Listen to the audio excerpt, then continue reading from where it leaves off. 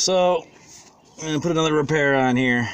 Today, I have the wrong spare tire apparently, and the spare wasn't sitting correctly on here, so it was cockeyed a little bit, and because of that, it wobbled going really fast down the street, and as a result, coming home from getting the battery for my car, it got really, really rough, and these are the bolts that hold your tire on. They're called studs, and they're the lug stud where the wheel's attached. So basically what I've had to do, if you ever have the same problem and you shear them off, you go and have somebody fix this for you. It costs a lot of money and a lot of time, and it's not very hard. All I've done, I didn't think to record earlier, but I took the brake and caliper off the rotor.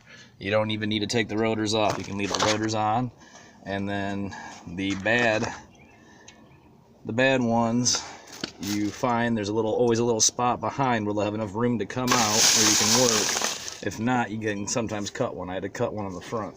It's the same spare tire. That's how I figured out it was the tire that did it. I thought it was some kind of, maybe I didn't tighten it well enough when I put it on last time, but it was the tire because it did the exact same thing here. The front ones were harder to do because I had to actually cut a notch behind it with some tin snips. It's only because of this plate. However, these are easier in the back.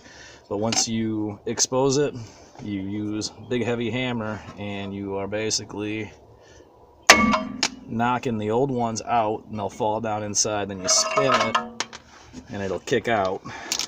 So then after you bang all your old ones out, you bought your new ones, you'll take them,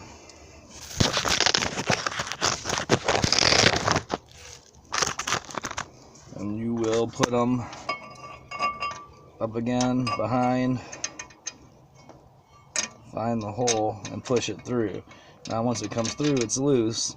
You use your finger and you hold it in place a little bit, and then you put your lug nut on. You hand tighten your lug nut until it snugs the back a little bit, or else when you do the next step, it'll just spin in there. So once it's pretty much snugged, then you're going to use your socket. And since the brakes are off, even with the emergency brake on, this is going to rotate on you. So to keep it from rotating, you stick a screwdriver where this nut goes. I'm going to hold it back in place, so now this won't spin on me. And then you basically tighten it on all the way. And this is why if you didn't snug it with your hand from behind a little bit, it would just rotate in there, because it takes quite a bit of pressure. And then once you've got it pulled through, the twisting of the nut is going to pull it out, and it's going to seat it, because if you look at them, they've got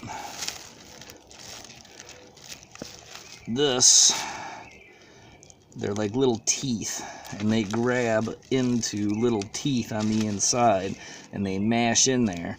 They're sloped a little bit, so that once you get your finger in and you push it, it'll lock into place a little bit, and then once you tighten it, it's pulling it up into the back of this drum, which holds it in place. And then once you get it on, it's pretty easy to then back it off a little bit, and then it'll be finger loose, and then you just got to get all five.